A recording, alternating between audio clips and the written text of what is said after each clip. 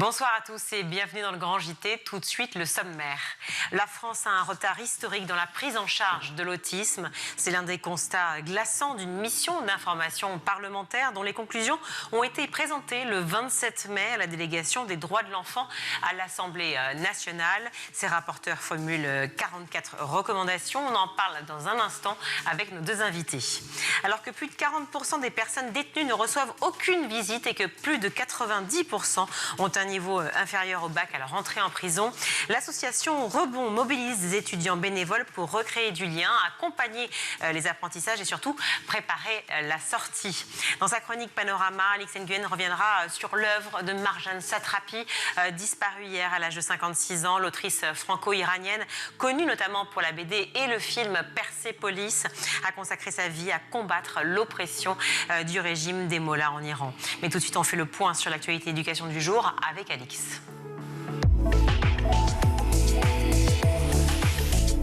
Bonsoir Alix. Bonsoir Virginie, bonsoir à tous. Une semaine après la disparition de Liana dans le Gers, un corps pouvant être celui de la jeune fille a été retrouvé hier dans une exploitation agricole près de Puy-Casquier.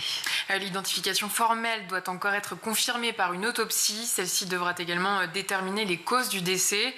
Jérôme Barella, le principal suspect, est mis en examen et placé en détention provisoire. Au-delà de l'enquête judiciaire, cette affaire relance de nombreuses interrogations sur le fonctionnement de la justice et le traitement d'alertes antérieures concernant le principal suspect, notamment une plainte pour viol sur mineur déposée l'an dernier et restée sans audition. On écoute le président de la République, Emmanuel Macron. Il évoque des dysfonctionnements. On ne peut pas accepter ce qui s'est passé. On ne peut pas accepter ce qui s'est passé. On ne peut pas regarder en face sa famille et lui dire que tout s'est bien passé. C'est faux. Donc comme vous, je suis choqué par ce qui s'est passé et par ce qu'on entend. Maintenant, on doit les clarifier en bon ordre. On doit laisser le temps minimal aux inspections qu'on a mandatées pour pouvoir clarifier cette situation. Et sur la base de travaux qui auront été établis, pouvoir justement, à ce moment-là, voir quelles sont les responsabilités collectives, systémiques, et les responsabilités éventuellement individuelles, et prendre toutes les mesures requises. Le silo dans lequel a été retrouvé le corps se trouvait sur une exploitation agricole située dans le secteur de Puy-Casquier, à une quinzaine de kilomètres au sud-est de Florence, la commune où Liana avait disparu. Dans les quelques maisons voisines, les habitants peinent encore à réaliser. Propos recueillis par Erwan Chassin pour France Inter. C'est une horreur, une horreur. Cette nuit, j'ai pas dormi là, parce que il y a eu trop les hélicoptères hier, toutes ces voitures, tout ça, c'est difficile à supporter. Maintenant, chaque fois que je vais aller sur le chemin, là, ça va me faire quelque chose. Tout le quartier est maintenant dans l'émotion, quoi, et tout. On est tous bouleversés. On dit ça ne se passera jamais à côté, puis un jour c'est chez vous, quoi, ou dans le village. Ces choses-là, ça ne devrait pas exister. La personne qui a fait ça, il faut les laisser enfermer, mais enfermer à vie, mais pas les relâcher comme il faut. À Florence, des dispositifs de soutien psychologique ont été mis en place dans la communauté scolaire. On attend désormais les conclusions de l'autopsie. Et toujours sur le plan judiciaire, 22 ans après les faits, la Cour d'assises de Loire-Atlantique a condamné hier à la réclusion criminelle à perpétuité Martin Ney pour le meurtre de Jonathan, un garçon de 10 ans disparu en 2004 lors d'une classe de mer. L'accusé, déjà condamné en Allemagne pour plusieurs meurtres d'enfants, a toujours nié son implication dans cette affaire. Et ce, malgré les réquisitions de l'avocat général évoquant une gravité presque absolue des faits. La famille de la victime a salué le verdict. On écoute Stéphane Coulon, le père de Jonathan. C'était au micro d'RMC ce matin. Enfin, justice a été rendue pour notre fils. Il va pouvoir reposer en paix. La famille va pouvoir faire son deuil. Nous allons pouvoir nous reconstruire.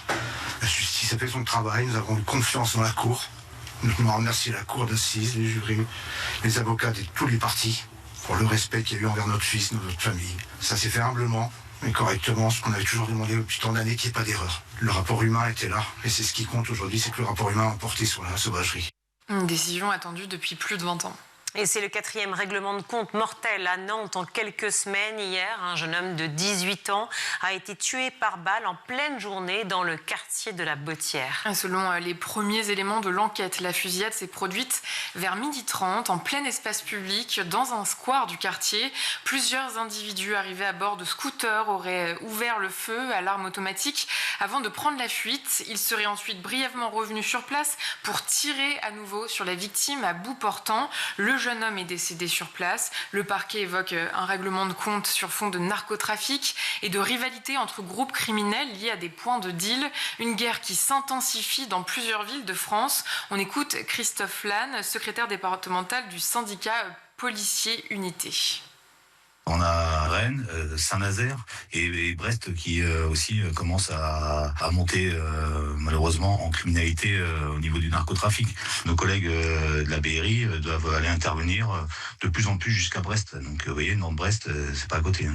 Et dans le cadre du renforcement de la lutte contre le narcotrafic, le ministre de l'Intérieur avait annoncé le 15 mai dernier le recrutement de 700 policiers supplémentaires au niveau national, dont 6 doivent être affectés à Nantes. Faut pas rêver, avec 6 collègues, on ne pourra pas arrêter le narcotrafic à Nantes. Et on a besoin de collègues pour pouvoir faire des patrouilles, pour pouvoir surveiller tous les quartiers. Et de nouveaux enquêteurs qui ne seront par ailleurs pas spécifiquement affectés à la lutte contre le narcotrafic. C'est ce qu'explique Bruno Gallet, secrétaire départemental du syndicat Alliance Police Nationale. Il faut savoir que ces effectifs, ils étaient déjà actés pour renforcer déjà les thématiques qui sont un peu en souffrance. Ils vont pas aller spécialement à l'OFAST, c'est-à-dire le haut du spectre pour les stupéfiants, ou à la brigade des stupéfiants. Là, aujourd'hui, l'OFAST, ils vont pas être renforcés, et la brigade des stupéfiants, ça, on parle de 1 renfort. D'après les syndicats, il manquerait à Nantes une centaine de policiers.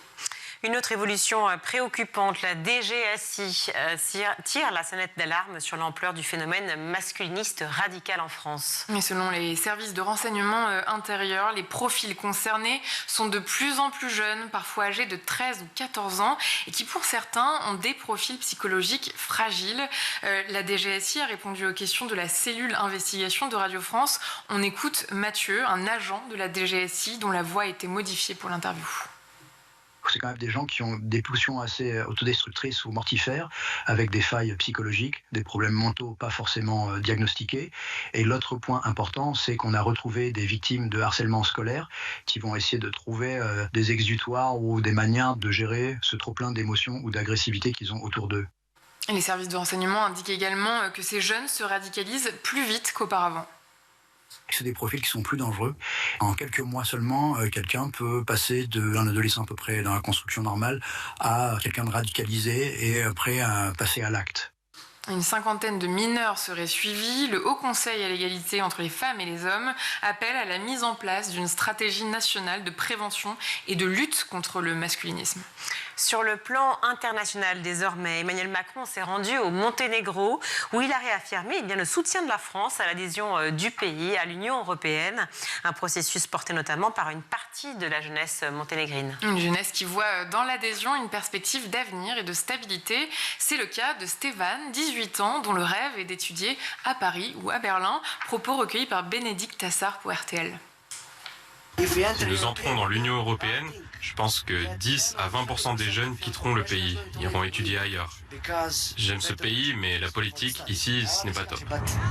Et le Monténégro espère boucler les négociations d'ici la fin de l'année et devenir, de ce fait, le 28e membre de l'Union européenne en 2028.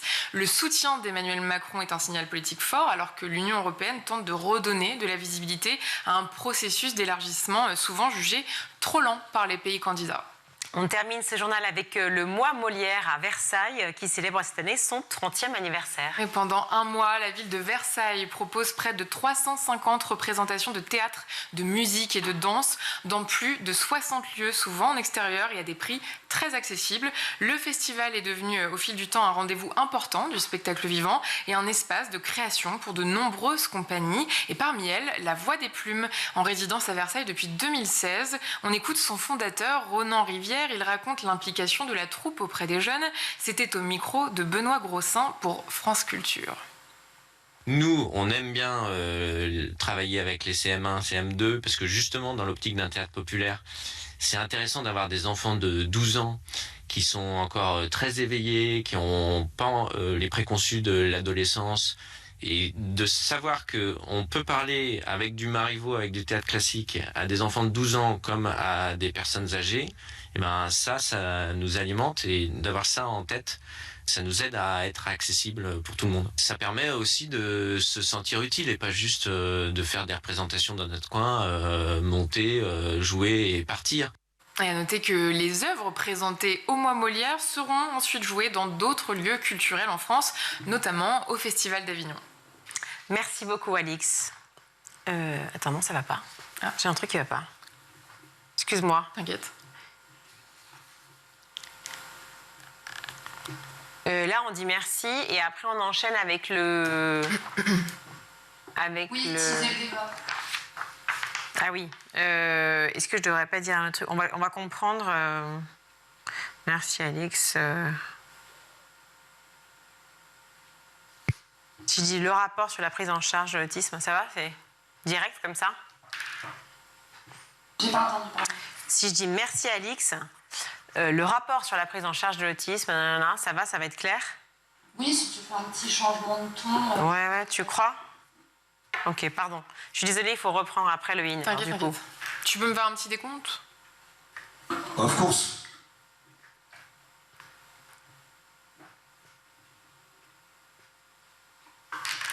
Allez, 3, 2, 1. Et à noter que les œuvres présentées au Mois Molière seront ensuite jouées dans d'autres lieux culturels en France, notamment au Festival d'Avignon. Merci Alix pour ce JT, on vous retrouve pour la chronique. Le rapport sur la prise en charge de l'autisme en France est d'abord un rapport sur le temps perdu. Voici les mots de Philippe Fay, le député, co-rapporteur également d'une mission d'information parlementaire sur ce sujet. À l'issue de ces travaux, un constat s'impose. La France accuse un retard considérable en matière d'autisme. Les rapporteurs formulent 44 recommandations. On en parle tout de suite avec nos invités.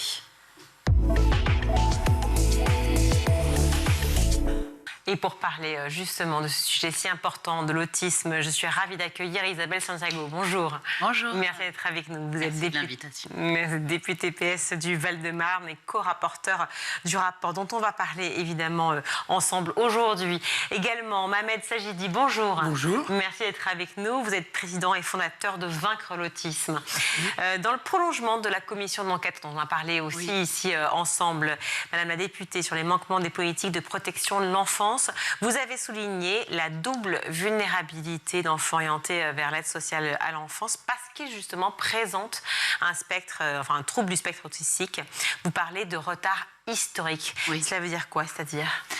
Concrètement, en fait, dans la commission d'enquête, on avait montré que tout d'abord, les enfants à troubles autistiques pouvaient entrer en protection de l'enfance par défaut de prise en charge de l'État et non pas parce qu'ils sont gravement maltraités ou de carences éducatives, mais ça peut être aussi des familles qui étaient épuisées et par décision de justice. Mais il y avait un autre point, et c'est celui qu'on a voulu travailler aussi, c'est qu'il y avait des enfants qui pouvaient entrer en protection de l'enfance parce qu'à l'époque, on disait que leur mère était frigidaire au sens de la psychanalyse et un rapport de décision qui posait des problématiques majeures parce qu'ils n'auraient jamais dû rentrer en protection de l'enfance. Ce n'est pas une psychose. L'autisme, c'est un trouble du neurodéveloppement et un handicap. Donc on est revenu sur cette mission spécifiquement sur ces sujets-là. Vous qui êtes sur le terrain depuis des années, Mohamed Sajidi, quand vous voyez des parlementaires comme Madame Santiago reconnaître enfin ce retard, reconnaître ces manquements, si je puis dire, est-ce que vous vous sentez soulagé ? C'est une reconnaissance supplémentaire, nationale, du retard de la France. C'est un outil supplémentaire pour nous pour agir plus à ce que la France avance sur la prise en charge de l'autisme en France. C'est vraiment un outil important. Et là, je félicite Madame la députée et puis son confrère, le rapporteur, pour ce rapport-là, qui sont très incisifs sur l'état de la situation du retard de la France. Par contre, j'ai des choses à dire sur les recommandations dans le cadre de l'innovation, mais vraiment, c'est un rapport qui est au moins très critique et non pas lésiné.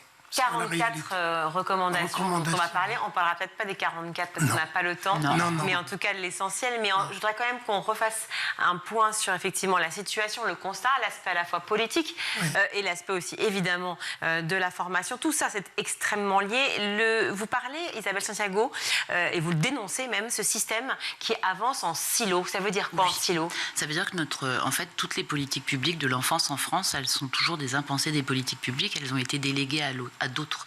Donc souvent au secteur associatif, et c'est historique. On l'avait montré dans la commission d'enquête. Et ensuite, on peut le donner et l'appliquer à toutes les autres politiques publiques. Donc quand on va rentrer dans la spécificité du handicap, c'est la même chose. Le handicap, personnes âgées et enfance, protection de l'enfance, ce sont historiquement des modèles qui ont été construit par un siècle qui était très ancien, en tout cas plus d'un siècle, et sur le secteur associatif. Donc, qu'il y ait d'une décentralisation ou pas, ça donne toujours les mêmes résultats. Il n'y a pas de référentiel national, il n'y a pas de politique publique qui pilote, et quand on fait la décentralisation dans les années 83, on délègue toujours quelque chose qui a été délégué. Et donc, on rajoute des couches et des sous-couches, et en fait, on ne gère pas tous ces secteurs. Donc, on prend un retard considérable par le fonctionnement dans lequel nous sommes mis dans nos institutions. Donc, c'est systémique. C'est systémique et c'est surtout historique. C'est en cela que je veux juste le rappeler. Et c'est donc aux parents, finalement, que revient la lourde tâche d'être le coordinateur de tout ça, si je comprends bien. C'est les parents qui sauvent leur enfant d'une prise en charge inadaptée. Mon cas aussi, comme tant d'autres, on finit par créer des associations parce que nos enfants régressent dans le système psychiatrique, parce qu'il faut rappeler ça. Le système français a été bien construit, comme a dit Madame la députée, depuis longtemps, qui répondait à des besoins clairement, mais il a eu du mal, il a été verrouillé et n'a jamais évolué. Et ces dispersités de beaucoup de structures, d'institutions, on est toujours administré sans qu'il y ait l'écoute de l'usager. Et en réalité, notre association a bien constaté sur 3 rapports nationaux 2009, 2013, 2021 de la situation de l'autisme, un livre blanc qui reste le premier au monde sur l'autisme, sur le plan scientifique, qui a une absence de reconnaissance de l'autisme. Je la compare à l'absence de l'état de droit des personnes étrangères, parce qu'on ne reconnaît pas l'autisme et ses besoins spécifiques. Donc on ne reconnaît pas la science de l'autisme. Et donc il n'y a pas de référence de formation. Et donc moi je regrette que nous n'avons pas été dessinés pour ce rapport. Notre sollicitation depuis plusieurs années, c'est une commission d'enquête parlementaire justement spécifique à l'autisme pour bien constater toutes ces difficultés, parce que l'État donne de l'argent. Nous, on n'a jamais parlé de budget parce qu'il est dispersé pour des MDPH, pour des centres ressources autisme, pour maintenant la maison de l'autisme qui est venue rajouter des couches. Non, ils ne le sont pas. Mais ils ont des personnes en situation de handicap, MDPH. Ils l'ont, mais en fait, pour vous dire, la MDPH, il faut comprendre sur le plan législatif, nous, on considère qu'il y a une discrimination étatique, légiférée, institutionnelle, et les légiférés, pas par mauvaise intention ou mal intention, c'est plus parce que qu'on a créé la loi de 2005, on a différencié les enfants handicapés en général des enfants ordinaires, donc ils n'ont plus accès à leurs droits communs sans passer par ce système qui est un parcours du combattant. Raison pour laquelle on dit que les MDPH sont vraiment un tort dans ce système-là, et donc il faut passer par plusieurs commissions en termes de droits. J'ai 2 enfants, il y en a un qui suivi un parcours classique de formation, l'autre enfant ne peut pas rentrer à l'école. En l'occurrence, donc ça fait qu'aussi l'éducation nationale n'a pas du tout l'obligation de scolariser l'enfant, n'a aucune circulaire de scolarisation des enfants, et quand le système vient rajouter quelque chose, chaque gouvernement a fait son plan de l'autisme. Après l'arrivée de M. Macron, nous sommes dans des stratégies qui a noyé encore l'autisme dans les troubles du neurodéveloppement, qui sont aussi à traiter, bien sûr, et donc on n'a plus de visibilité. Et oui, c'est ça, on est noyé là-dedans, et les familles encore plus, on l'imagine, qui deviennent... dit Madame la députée, voilà, c'est exactement ça. Qui deviennent, et vous l'êtes vous-même d'ailleurs, vous avez créé une association, mais les familles deviennent à la fois conseillers, éducateurs, formateurs, avocats, thérapeutes, et satures complètement entendues. Et on va y venir évidemment. Ce que vous venez de dire, c'est très important, parce que la France a été condamnée quand même à 3 reprises par le Comité européen des droits sociaux. Dont une en 2014, c'est grâce à notre association qui l'a initiée, qui l'a obtenue. Donc on comprend que vous soyez étonné de ne pas faire partie effectivement des discussions. Oui, je ne suis pas choqué, hein, juste que c'est dommage qu'on n'ait pas entendu certaines choses innovantes dans la prise en charge, que la France, que moi je considère qu'elle est première aujourd'hui dans le monde dans ces prises en charge innovantes en France, qui sont appliquées par des associations de parents, par des parents et les professionnels qui les accompagnent. Il faut retenir ça. On est plus que la Suède, l'Amérique, etc. Et puis le Canada, on est plus on donne des performances. On le prouve depuis 5 ans. Notre établissement, qui est une expérience de Future School Paris, il est évalué en classe en A, 100% de résultats sur toutes les étapes de l'évaluation de la Haute Autorité de la Santé. Sauf que l'État ou la délégation interministérielle, ils s'en moquent, ils ne s'intéressent même pas, malgré nos sollicitations, vous voyez. Et c'est des outils qu'on a adaptés, réalisés depuis 15 ans. C'est-à-dire par avoir une démarche scientifique précise. Et il s'agit bien d'éducation. Il s'agit bien d'éducation qu'il faut considérer dans le cadre de l'autisme comme un traitement. Et tant qu'on ne l'a pas vu dans ce plan, parce qu'il améliore l'état de santé, vous voyez, et ça, c'est des innovations que le système a du mal à entendre. J'entends. Peut-être juste, j'aimerais qu'on fasse une définition rapide, que vous nous proposiez une définition rapide peut-être de l'autisme, dans le sens où je crois que finalement, on ne sait pas clairement le définir, en tout cas vous certainement, mais peut-être pas ceux finalement qui nous écoutent, et même qui travaillent dans l'éducation, dans le monde de la santé, dans l'accompagnement, et qui pour autant créent effectivement une sorte de flou sur ce sujet. Dites-moi, Isabelle Santiago. C'est très simple en fait, il faut se servir des nomenclatures, c'est ce qu'on met dans le rapport, qui sont des nomenclatures de recherche scientifique et donc prouvées, qui font consensus à l'échelle internationale, dont l'Organisation mondiale de la santé le définit, et c'est ce qu'on appelle la classification CIM-11. Donc quand on dit CIM-11, ça paraît évidemment quelque chose de complexe, mais il faut savoir que la France est le seul pays à ne pas s'adosser à la référence internationale de tous les autres pays. Pourquoi ? Parce que nous avons un retard historique, comme je l'ai évoqué dans le rapport. CIM-11, en fait, ça définit que l'autisme, avec des points précis qu'on a mis dans le rapport sur à quoi ça correspond dans les troubles du développement, mais ils sont plusieurs, puisque évidemment, l'autisme, c'est pas un point, ça peut être plusieurs points. Et donc, du coup, c'est un trouble du neurodéveloppement et c'est un handicap. Mais les apprentissages sont possibles. Et donc, du coup, à partir du moment où on est en capacité de bien suivre la définition de l'OMS, et donc, on a capacité à travailler. Et surtout, je voudrais juste dire, parce que moi, je voudrais tout d'abord vraiment remercier, je prends quelques secondes, mais remercier les familles. Depuis plus de 20 ans, ce sont les familles, par défaut des services de l'État, de nos politiques publiques, qui pallient le manque et qui sont dans des situations très difficiles. Et c'est elles qui ont créé les écoles, c'est elles qui ont créé les associations de pères aidants, etc. Qui porte la responsabilité de cette situation ? C'est l'État, ce sont les ministères, c'est la santé, c'est l'éducation, c'est qui ? Alors, à la base, pour moi, c'est évidemment un ministère, et en premier lieu, un ministère de la Santé.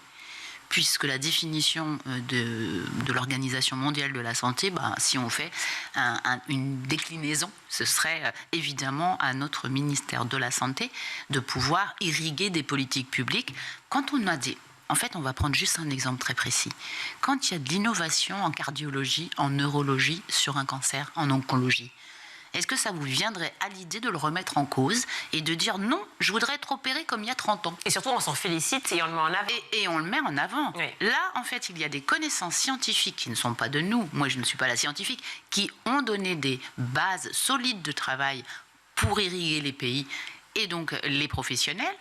On ne fait pas la formation, on ne s'en sert pas et on est dans une résistance. Vous critiquez, mais on va le faire rapidement, mais voilà, c'est tellement de points, et on n'a plus que 10 minutes, mais vous critiquez le rapport, l'influence persistante de l'approche psychanalytique, justement, française. Alors, oui, parce qu'on est le seul pays avec l'Argentine à avoir continué historiquement quelque chose qui existait, puisque du coup, tout ça part des années 40, donc il n'y a pas de souci. Tous les autres pays, en fait, il y a 30 ans, dès que les connaissances scientifiques sont arrivées sur la définition d'un autisme, qui d'ailleurs évolue tout le temps avec la connaissance, la science c'est fait pour avancer, et donc du coup il y a plus de 20 ans, il y a beaucoup de pays européens comme des pays nord-américains, mais ça va jusqu'à l'Australie ou d'autres, qui ont changé les pratiques professionnelles, qui ont changé les formations, etc., pour donner des outils aux familles et aux professionnels pour accompagner des enfants. Et nous, on est le seul pays qui ne l'avons pas fait. Surtout la législation, Madame la députée. Le pays référence en termes de droits, aujourd'hui, en Europe, c'est la Suède, qui a déjà 40 ans d'avance sur les droits pour les personnes autistes. Particulièrement sur les personnes autistes, parce qu'ils ont réussi ce qu'on ne pourra pas faire en France aujourd'hui, à mettre tout le monde d'accord, c'est-à-dire vous avez les scientifiques, les représentants de l'État, des institutions, des familles, dans la même association. La politique ne se décide quand tout le monde soit d'accord. chez nous, il y a un problème majeur qui est une responsabilité législative. Tant qu'il n'y a pas de législation nouvelle qui va reconnaître l'autismologie, j'insiste, parce que notre combat dans l'association, c'est d'aller vers la reconnaissance de cette science de l'autisme. L'autismologie va faire comme la cancérologie, exactement ce que vous avez dit tout à l'heure, comme toutes les maladies graves de santé publique, à définir les référentiels, notamment pour la recherche, pour la prise en charge, pour la formation, pour le suivi des familles, etc. Ça manque. Et les résistances du système et des lobbies, je appelle le mot pas que psychanalytique, parce que pour moi, les psychanalystes, ça y est, on a fini avec eux, étant donné qu'on les a combattus pendant 15 ans, qu'on a obtenu des condamnations, que la Haute Autorité de la Santé aujourd'hui reconnaît que ce n'est pas adapté, point, ça ne doit plus exister ou s'appliquer, vous voyez. Et donc, la référence française aujourd'hui, c'est qu'il faut qu'il y ait de l'écoute et que le législateur s'occupe du sujet réellement pour modifier les procédures. Tant que ce n'est pas modifié par législation, le ministère ne peut rien changer. Je parle effectivement de cette définition de l'autisme pour parler de la situation aussi, finalement, de tous ceux qui sont en contact avec les enfants au quotidien. Et évidemment, en priorité, l'école. Et bon, ça ne doit pas manquer de fait que nous soyons sur School TV aujourd'hui. Plus un enfant est repéré tôt, plus les perspectives d'autonomie persistent. Oui, je l'ai vu, y compris à l'étranger. Voilà, clairement dit, vous parlez effectivement de l'étranger. Pourquoi on fait face encore à des années d'errance de diagnostic? On voit bien, en France, c'est vers 3 à 5 ans qu'on diagnostique, alors que vous préconisez, même encore plus tard, et vous préconisez pourtant que ce soit fait beaucoup plus tôt. Oui, aujourd'hui, si je reconnais quelque chose sur la stratégie nationale des TND, c'est qu'il y a cette priorité de dépister précocement les troubles du neurodéveloppement en général. En fait, la confusion qui est dans cette politique actuelle depuis l'arrivée de M. Macron, c'est que la stratégie nationale des TND a noyé l'autisme. Mais par contre, au niveau du diagnostic comme de la recherche, il doit y avoir la recherche globalisée vers ces comorbidités-là.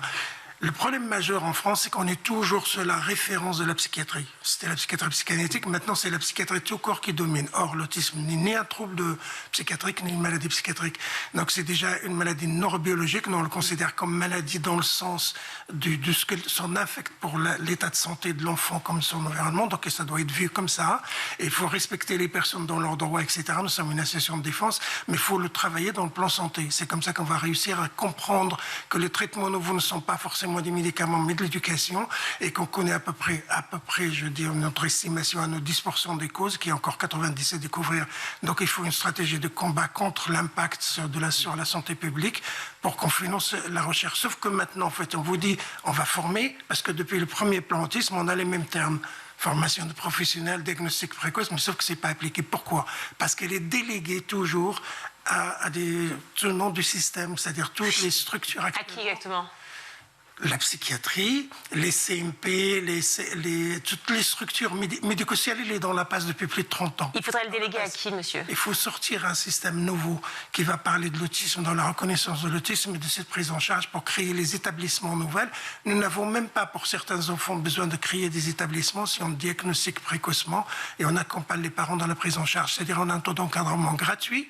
Et on évite l'impact sur l'enfant et sur la famille. Et ça, nous l'avons mis, nous avons des preuves, nous avons mis de la télésanté avant le Covid et on a réussi des résultats. Quand on donne les moyens aux parents immédiats, on évite tout le malheur qui se passe et on donne aux parents les informations.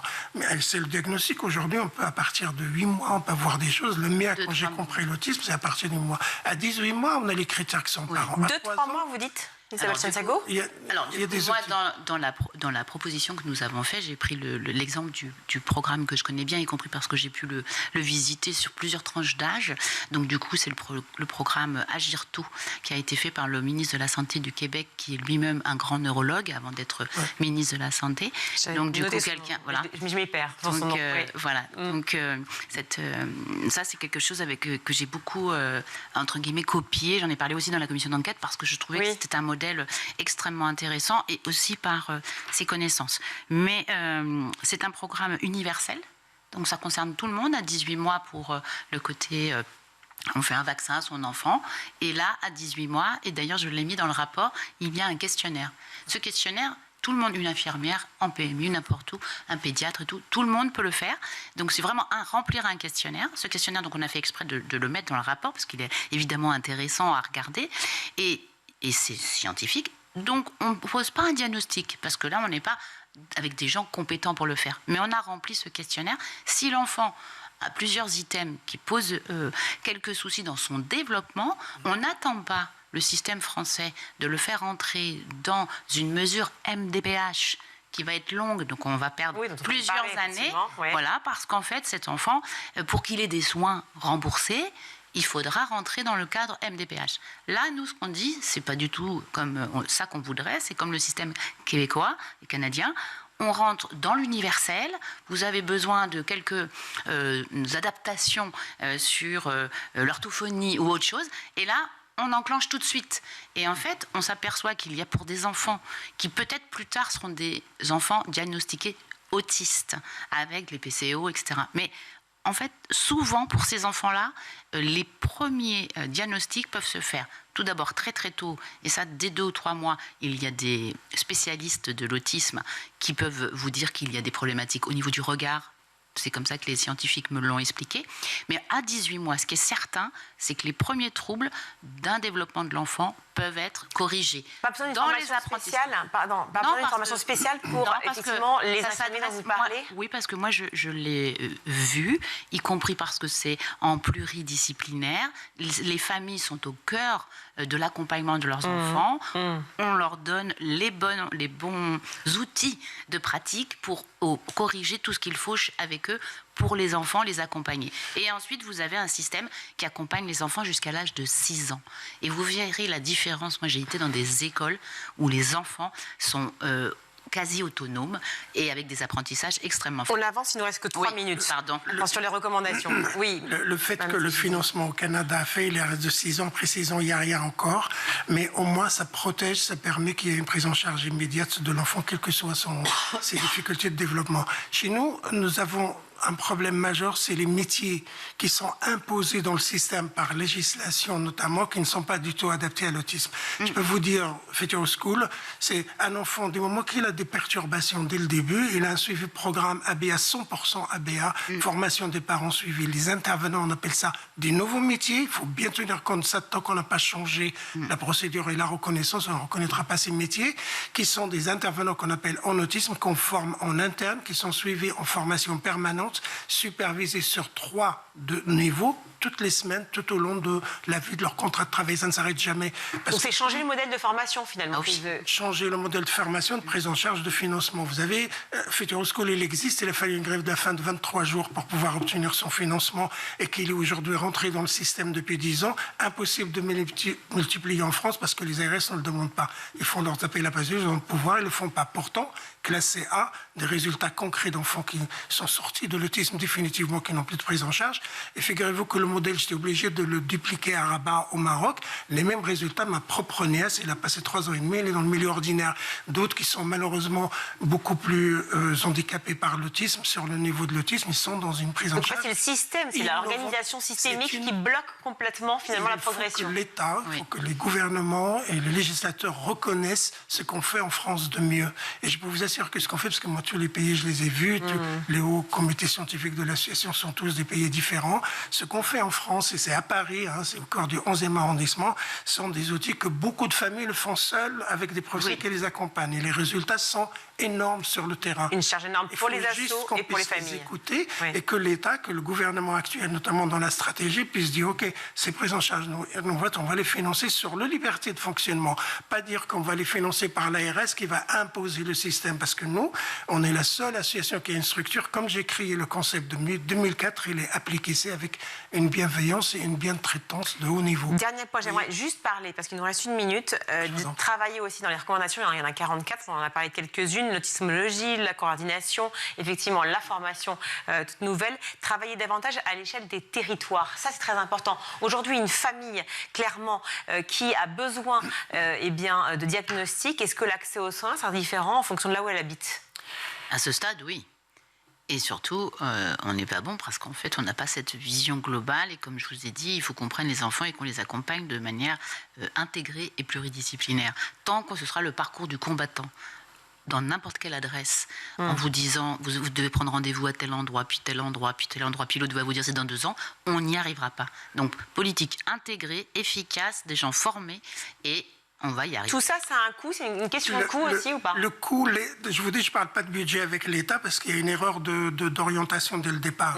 Le coût, c'est les systèmes qu'on a installés avec plusieurs plateformes. C'est affolant. ce qu'il y a, mais il n'y a pas de réponse. Donc la décentralisation est une discrimination pour les prises en charge de l'autisme, ce que nous avons dénoncé depuis plusieurs décennies maintenant, et de montrer que, en fait, vous pouvez avoir un autiste ici qui a un suivi par une structure parce que l'ARS a décidé tel projet, et dans l'autre ARS de l'autre région décide parce que c'était un autre autiste différent. Et cette discrimination, elle est encore législative. Il faut quand même que le législateur, c'est pour ça que je préfère qu'il y ait une commission d'enquête parlementaire pour constater un réel diagnostic, entendre l'innovation. Je parle bien de la richesse française dans cette innovation qui n'ont pas de moyens. Moi, je peux vous dire, aujourd'hui, les évaluateurs, ils étaient étonnés parce que pour eux, c'était la lune. Future School, ils évaluent tout le monde, vu le savoir-faire et la qualité. Les parents sont suivis, ils ont une guidance parentale hebdomadaire. Et ils interviennent à domicile, ils sont accompagnés tout le temps, c'est-à-dire séance par séance. Les enfants sont à l'école et la difficulté, c'est l'école.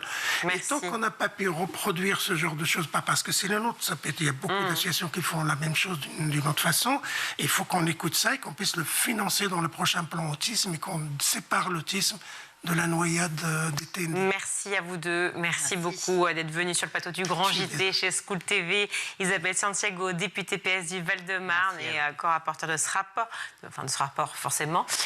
Et Mohamed Sajidi, président et fondateur de Vaincre l'autisme. Merci beaucoup à vous deux. On marque une courte pause et on se retrouve.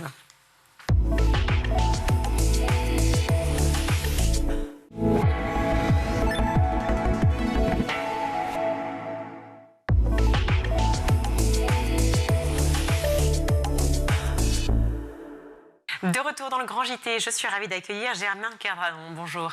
Bonjour. Merci d'être avec nous. Vous êtes président de l'association Rebond, une association qui vient faire des interventions en détention pour parler justement de réinsertion, de ces enjeux de réinsertion, pour éviter l'exclusion de tous ceux qui se retrouvent en détention pendant un laps de temps court, voire même long. La première mission, comment est-elle née ? Eh bien, Rebond, on est récent, on a vu le jour en 2025, mais on s'inscrit dans une histoire qui est beaucoup plus longue, puisque pendant 45 ans, le Génépi existait en France. C'était une association d'étudiants qui intervenait semaine après semaine en détention et qui s'est dissoute en 2021. Et à la suite de cette dissolution, l'association des anciens du Génépi a décidé de relancer un projet, le projet Rebond, pour permettre la réintervention des étudiants en détention. Alors, c'est effectivement une très belle idée que d'intervenir en détention. Pourquoi avoir pensé à les étudiants ? C'est une période aussi de réflexion, c'est une période où on se remet en question, c'est là où tout peut se décider finalement, le chemin de vie que l'on prend. Oui, les étudiants, on est encore des esprits en construction. On se pose beaucoup de questions aussi sur le monde qui nous entoure. Mais il y a aussi cette idée que les étudiants, c'est les recruteurs de demain, c'est les magistrats de demain, c'est les juges de demain, c'est les politiciens de demain aussi. Et donc il y a aussi cet enjeu à ce que la jeune génération soit sensibilisée aux réalités de la détention, puisse s'emparer de ce qu'elle vit directement en détention pour intégrer le débat public sur ces questions-là. Germain Cardradon, si on regarde vraiment de plus près les chiffres, on va peut-être en prendre que deux, plus de 40% des personnes détenues ne reçoivent aucune visite pendant leur détention et plus de 90% ont un niveau inférieur au baccalauréat à l'entrée en prison. C'est aussi cela qui vous préoccupe et qui pousse effectivement ces étudiants à aller à leur rencontre ? Oui, c'est sûr. Il y a évidemment l'aspect scolaire, vous l'avez dit, 90% n'ont aucun diplôme. 40% ont un niveau inférieur au bac. Donc il y a vraiment un enjeu sur ça. Et puis il y a l'isolement. Quand au final, l'étudiant qui vient rendre visite au détenu, parfois c'est la seule visite qu'il aura de la semaine. C'est son seul lien avec l'extérieur aussi. Parce que à l'intérieur des murs, il y a une mise à l'écart de la société, c'est évident, mais ces personnes-là font toujours partie du groupe de la société, et donc c'est important de le rappeler aussi pour que la sortie aussi se passe le mieux possible. Comment on se prépare à une visite carcérale pour les étudiants, qui sont peut-être dans une année, je sais pas moi, de médecine ou alors de commerce? Comment on appréhende ce moment? C'est une des principales missions de Rebond aussi, c'est la formation. Donc il y a un parcours de recrutement qui est très cadré. Et puis il y a un parcours de formation qui est obligatoire avant de faire la première intervention. Une formation dispensée en interne et puis une formation dispensée par l'administration pénitentiaire elle-même. Et puis généralement la première intervention se fait par un ancien, qu'on appelle ça, un qui est déjà intervenu et qui peut rendre aussi la première intervention moins stressante, même si souvent on se rend compte qu'on se fait tout un monde de notre première intervention et qu'au final ça se passe très bien. Comment réagissent les personnes en détention, justement? Ils sont tous contents ou certains se disent « mais enfin moi, non, j'ai pas forcément envie de rencontrer des gens que je connais pas, ça ne m'intéresse pas, j'ai pas envie d'échanger ». Quelles sont leurs impressions? Comment vous les abordez déjà? Alors, les personnes qui sont là ont choisi d'être présentes avec nous. C'est l'administration pénitentiaire qui effectue les listes, mais sur la base du volontariat des personnes détenues. Donc souvent, on a en face de nous des personnes véritablement motivées à être présentes. Et après, effectivement, il y a toujours... les premiers instants sont un peu particuliers, mais comme dans toute relation, en fait, on ne sait pas toujours comment aborder la discussion. Et des fois, souvent, la remarque que j'ai eue, mais c'est qu'est-ce que vous venez vous perdre votre temps en prison, quoi. Pourquoi vous venez me voir? Et la réaction, justement, des étudiants en face? La réaction, c'est que c'est important pour nous de aussi leur témoigner que ils sont pas, on n'est pas indifférent à leur situation et leur avenir compte pour nous aussi, quoi. Alors, vous proposez donc plusieurs interventions, à la fois effectivement des discussions, j'imagine, de simples échanges, un lien qui va se créer et qui, j'espère, sera pérenne, mais aussi vous proposez un soutien scolaire? Oui, c'est les deux branches de nos interventions en détention. Le soutien scolaire ou l'accompagnement à l'apprentissage, c'est sur la base du mentorat, donc c'est vraiment une relation d'une personne détenue à un étudiant sur le temps long, j'ai envie de dire, et de manière hebdomadaire. Et puis il y a une deuxième partie, c'est ce qu'on appelle les activités socio-culturelles, où là on va avoir plutôt des activités de débat, du théâtre, et là c'est des activités plutôt de groupe, où on va travailler sur les compétences psychosociales, par exemple. C'est un facteur de réinsertion très fort, le fait de créer du lien? Oui, le lien c'est important parce que c'est ce qui manque à la sortie généralement. Et c'est ce qui fait aussi que certaines personnes sont amenées à récidiver. Et plus il y a de liens créés dès la sortie, moins la récidive est possible. On entend souvent que les jeunes sont désengagés, enfin on entend, de la part de certains plutôt, que les jeunes sont désengagés des questions citoyennes. Pourtant, on le voit bien, ils sont très présents sur les réseaux sociaux, sur les sujets de société, sur les sujets politiques évidemment, et surtout d'injustice, très fort. Je crois que plus de 200 étudiants aujourd'hui sont mobilisés chez Rebond. Qu'est-ce qui les pousse à s'investir, au-delà effectivement du lien que ça leur apporte, de la valeur, si vous voulez, solidaire? Qu'est-ce qui les pousse à se motiver? Je pense que chacun a plus ou moins ses raisons, mais effectivement, chez les étudiants, les jeunes supportent peut-être moins l'injustice que les autres, donc c'est, je pense, un facteur. Il y a une vraie volonté de se sentir utile. Ça, je pense que c'est un dénominateur commun à tout le monde. Et puis, il y a aussi des parcours de vie qui font qu'on est plus ou moins sensible à cette question-là. Un univers un peu méconnu, très fantasmé surtout, celui de la prison. Oui. C'est une façon aussi de casser peut-être un peu les clichés, les fantasmes? Oui, mais les études récentes montrent que 80% des Français admettent de ne pas bien connaître la prison et le milieu de la justice. Et d'une part, le fait d'y aller directement, on se fait son propre avis et on voit que les stéréotypes, je dirais, sur la prison ne sont pas justifiés. Et puis, il y a aussi le fait d'en témoigner une fois qu'on ressort de la prison, c'est ce que je fais actuellement, et pour essayer de créer le dialogue aussi avec les autres citoyens de la société. Des prisons surchargées, des détenus qui n'ont pas des conditions de détention tout à fait parfaites, voire même souvent assez scandaleuses. C'est ce que vous ressentez vous-même?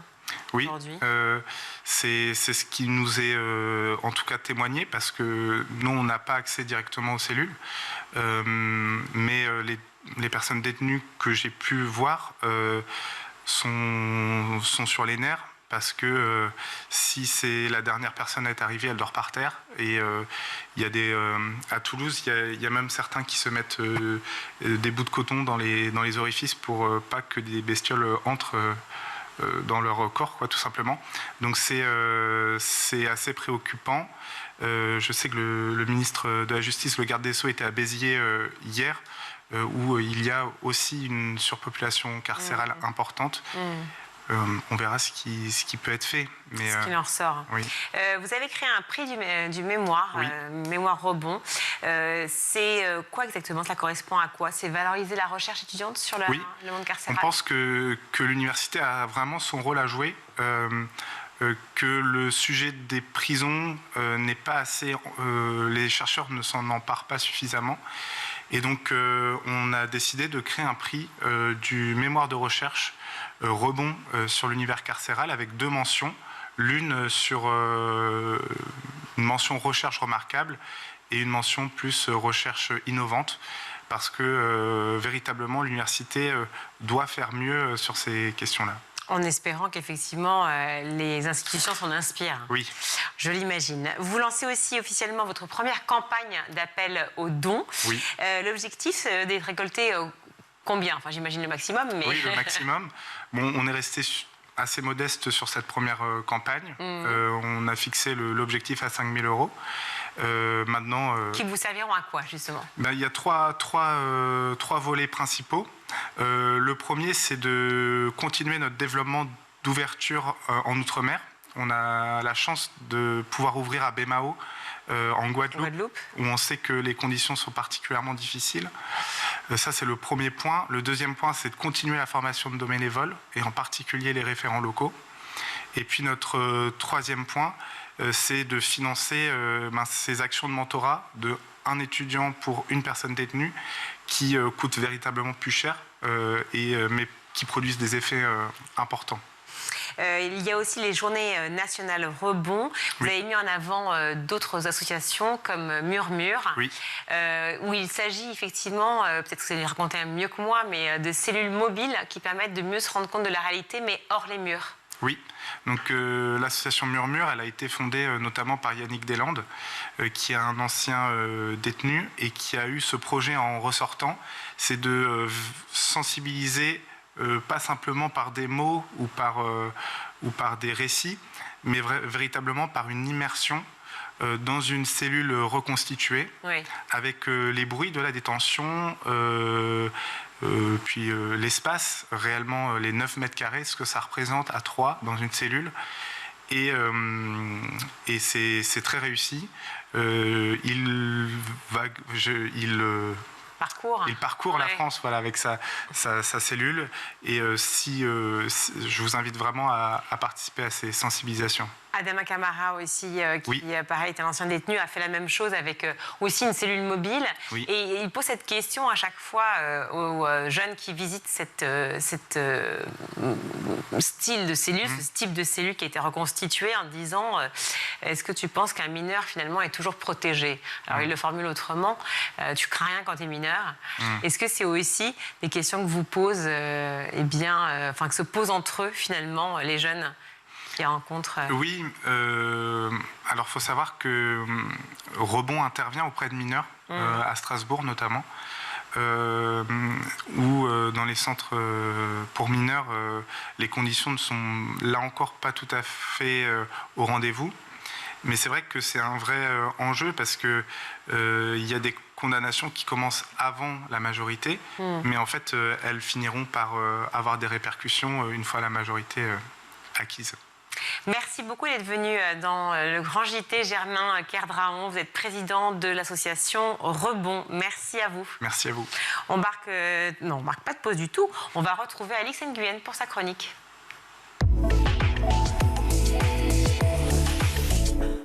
Alix, hier disparaissait Marjane Satrapi à l'âge de 56 ans. Et à cette occasion, eh bien, vous aviez envie de revenir sur le dessin assez extraordinaire de cette femme. Oui, Virginie, parce que Marjane Satrapi, c'était une artiste pour sûr, mais aussi et surtout une passeuse, une femme qui, en racontant sa propre vie, a eu un vrai impact sur la façon dont on regarde l'Iran ici.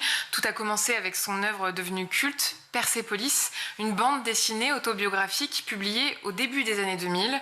Elle y raconte son enfance à Téhéran dans une famille intellectuelle, à un moment où son pays bascule. On assiste à la révolution islamique en 1979, l'arrivée du régime des mollahs, puis au durcissement du quotidien, le voile obligatoire, la répression politique ou encore la guerre contre l'Irak. Le récit est raconté à travers les yeux d'enfant, ses propres yeux à elle. Et est-ce que c'est ce point de vue qui va toucher autant de lecteurs, Alix? Oui, Marjane Satrapi raconte des vies, relate les débats de ses parents à table, des adolescents qui écoutent de la musique interdite, des femmes qui composent avec les règles ou les contournent.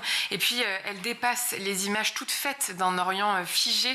Avec elle, le grand public a pu découvrir une réalité beaucoup plus ambivalente. Vous et moi, on s'en souvient bien, Virginie, mais pour les plus jeunes qui nous regardent, ce livre a été un immense succès. Persépolis a été traduit en plusieurs langues. Aujourd'hui, c'est une référence, à tel point que Marjane Satrapi en a fait un film qu'elle a co-réalisé avec Vincent Paronneau, sorti en 2007, primé à Cannes. Je vous propose qu'on s'en réimprègne. Moi, Marjane, future prophète, ai décidé que, premièrement, tout le monde doit avoir un bon comportement. Deuxièmement, tout le monde doit faire une bonne action. Nous sommes en train de vivre un moment historique. Troisièmement, plus aucune vieille ne souffrira. Si c'est comme ça, je veux bien être ta première disciple. C'est vrai? Génial! Back on the street. T'as vu une révolution et une guerre. Ah ouais? Et t'as vu beaucoup de morts? Quelques-uns. Waouh, balèze. Dès que je dis d'où je viens, on me regarde comme si j'étais une sauvage. Pour eux, nous sommes tous des cinglés fanatiques qui passent leur temps à hurler en se tapant dessus. Dans la vie, tu rencontreras beaucoup de cons. Reste toujours digne et intègre à toi-même.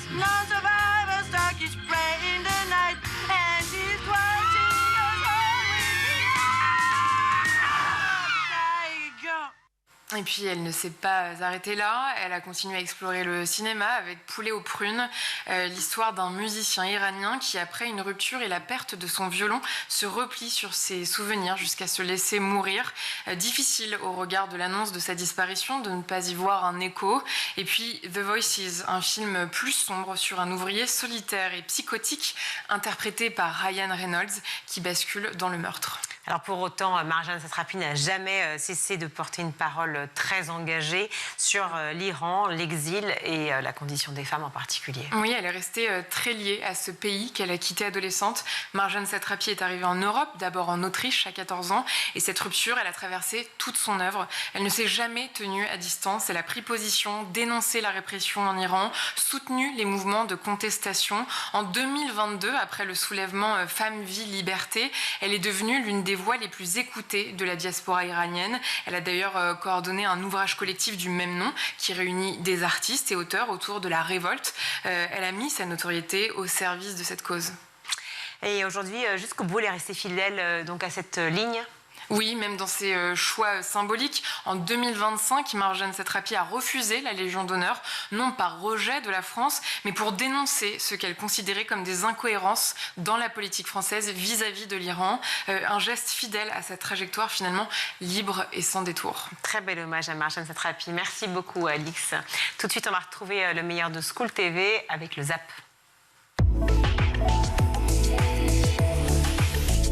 Un jeu qui devrait sortir prochainement, en tout cas on l'espère, il s'appelle The Others. Vous nous en dites quelques mots ? Alors oui, prochainement, j'espère aussi, mais ça prendra un petit peu de temps. Oui. Ça fera un petit peu de temps de faire un jeu vidéo. Mais oui, c'était à la fois ma volonté, comme j'ai dit, de faire des jeux à impact social sur un sujet qui me concerne personnellement. Ma maman souffrait de troubles borderline, moi aussi, je suis TDAH. Donc ça fait des années que je m'intéresse au fonctionnement du cerveau, aussi bien sur les pathologies du cerveau, mais aussi les handicaps cognitifs et la santé mentale. Et je crois qu'aujourd'hui, la santé mentale, surtout, ça concerne tout le monde. monde. Je crois que c'est la grande cause nationale. Hein. C'est la grande cause nationale et on a tous et toutes, de près ou de loin, malheureusement effleuré un problème de santé mentale, que ce soit nous-mêmes ou un proche. Je parle aussi de pathologie du cerveau, puisque je parle aussi de la maladie d'Alzheimer, avec notamment une référence à ma grand-mère qui a Alzheimer en ce moment. Donc le sujet faisait sens. En plus de ça, moi j'ai été aussi UX designer, donc vraiment comment on va utiliser les neurosciences et les sciences cognitives dans le game design. Donc le cerveau, le fonctionnement du cerveau, ça a été toujours au cœur de ma vie et de mon intérêt. Est-ce que c'est une manière de montrer peut-être que même les petits gestes peuvent avoir un impact sur notre écosystème? Bah oui, mais c'est vraiment en creux, quoi. Moi, quand j'écris des histoires, c'est vraiment... Enfin, c'est bête à dire, mais avant tout, c'est des blagues étirées, quoi. Donc, on a rajouté le chien en plus, mais on peut le voir comme ça, même si c'est pas ce que j'ai voulu dire. Qu'est-ce que vous avez envie d'entendre dire de la part des enfants, du coup? Parce qu'ils l'ont pas encore lu, mais peut-être des plus petits à qui on va lire l'histoire. Et assurément, moi, en tant que parent, je vais les questionner sur qu'est-ce qu'ils ont compris, qu'est-ce qu'ils doivent retenir, et surtout, comment ils pensent la nature aujourd'hui. Alors, il y a un problème, parce qu'on ne peut pas dire la fin, donc je ne pourrais pas complètement répondre. Non, mais déjà qu'ils commencent par faire un potager, s'ils peuvent, dans une jardinière. Ouais, exactement, manger des légumes. Dans un jardin. Par exemple, s'il y en a un qui dit « Ah bah tiens, je connais pas ça, j'aimerais bien goûter », déjà, c'est bien. Parce que ramasser des tomates, déjà, c'est de planter des tomates. Je l'ai fait un petit potager chez mes beaux-parents pendant quelques temps. Alors, j'ai pas eu énormément de succès, mais c'était super, quoi. On découvre des trucs. Mon fils, il est de regarder pousser tout simplement ces légumes, une petite pousse, que ça devienne une carotte, une tomate, un concombre, c'est hyper chouette. J'aime pas trop le terme de serious game, ou en tout cas j'aime pas l'initiative du serious game, parce que je trouve qu'un serious game ça donne pas envie de jouer. Moi le serious game pour moi c'est un peu le cahier de vacances, on nous enrobe ou le gâteau américain là plein de glaçage enrobé et dessous le gâteau il est dégueulasse. Donc c'est un peu voilà, on enrobe du travail en forme de jeu vidéo. Non, moi je fais d'abord un jeu vidéo et en filigrane, en seconde lecture, on va apprendre des choses par le pouvoir de l'immersion, par le pouvoir de l'émotion, et je trouve que c'est comme ça qu'on va toucher un public qui va être plus mainstream et qu'on va pouvoir sensibiliser des personnes qui ne sont pas forcément concernées. Si je prends le sujet des représentations queer, bon, si on fait un jeu très queer, on va le vendre qu'à des personnes queer qui n'ont pas besoin d'être sensibilisées à la cause et aux enjeux queer. Par contre, si on prend l'exemple de The Last of Us, qui est un succès incroyable, ben c'est d'abord un jeu post-apocalyptique, un peu avec des zombies, des trucs comme ça. Et en seconde lecture, oui, il s'avère que l'héroïne est lesbienne. Et je trouve que c'est comme ça, en fait, qu'on va sensibiliser, y mettre la petite graine, en proposant du contenu, entre guillemets, mainstream, mais avec en seconde lecture des sujets importants. Et en même temps, je me pose la question, est-ce qu'aujourd'hui, il y a quand même une demande de la part des joueurs, justement, d'avoir des expériences plus inclusives, plus immersives sur des sujets sensibles comme ceux-là ? Aujourd'hui, on se rend compte qu'il y a énormément de personnes queer, de femmes, de personnes racisées qui jouent aux jeux vidéo. Les chiffres montrent que la moitié des femmes jouent aux jeux vidéo, donc autant que les hommes. Pas forcément les mêmes jeux, mais en fait, tous les jeux vidéo se valent, selon moi. Le jeu vidéo, c'est avant tout pouvoir penser à autre chose pendant quelques minutes, quelques heures, et oublier les soucis de la réalité grâce au virtuel. Donc on joue à Candy Crush ou à Call of Duty, pour moi, c'est pareil. Donc aujourd'hui, on se rend compte que les femmes jouent autant. Est-ce que les femmes sont aussi bien représentées que les hommes dans les jeux vidéo? Pas encore. Les personnes queer non plus, les personnes racisées non plus. Donc je lutte depuis des années dans les gros studios, mais c'est des grosses machines, donc c'est très compliqué, pour faire avancer aussi ces sujets-là, et ça fera partie de certains des sujets de The Others. Mais voilà, j'ai décidé de le faire de mes propres ailes pour pouvoir le faire comme j'avais envie de le faire, et surtout montrer qu'on peut faire un vrai jeu vidéo intelligent et faire avancer des causes. Si vous deviez donner un conseil mode aux jeunes et aux parents qui nous regardent, parce que des fois les parents... J'ai pas donné de conseils, tu vois, j'ai rebondi. Si, non, mais tu nous as raconté ton parcours déjà. Ouais, mais j'ai pas de... Alors un conseil. Mais vas-y, non, un conseil. Non, parce que t'as le temps de réfléchir au conseil. Moi, un conseil, d'être curieux, avant tout, de sortir dehors, de voir des... Moi, c'est les meilleurs conseils qu'on m'ait donnés au cours de mes études. C'est de voir des expos, sortir avec les copains, et voilà, et de s'ouvrir sur le monde. Et au niveau graphisme, du coup, d'aller faire une école, d'aller prendre des cours, de travailler tout seul dans son coin Ça aide de faire une école, mais encore une fois, c'est beaucoup de travail. En fait, moi, entre mon parcours qui a été long d'école d'art déco de Strasbourg, de prépa, de bac en art appliqué. Finalement, mon dessin, il est venu bien après. C'est-à-dire que j'ai appris surtout à dessiner en travaillant. Donc, je ne sais pas si c'est un bon conseil, mais en attendant, je pense que c'est en faisant toujours un peu plus. Chaque projet, je m'améliore encore. Là, je regarde un livre que j'ai fait il y a 3 ans et je me dis, c'est n'importe quoi ce dessin. Donc, en fait, qu'est-ce que vous êtes dur avec vous-même non, à mais chaque c'est fois, vrai, c'est dur. en fait, C'est dur. mais je trouve Oh là ça là, très c'est réjouissant, dur. moi, de se dire que en fait, on est tout le temps en train de s'améliorer. Et Donc d'évoluer. là, j'espère que je ne me dirai pas ça dans 3 ans. 10 secondes pour un conseil. 10 secondes pour un conseil, la même chose qu'elle. Il faut toujours faire Faut un oser, truc qu'on y aller. n'a pas l'habitude de faire.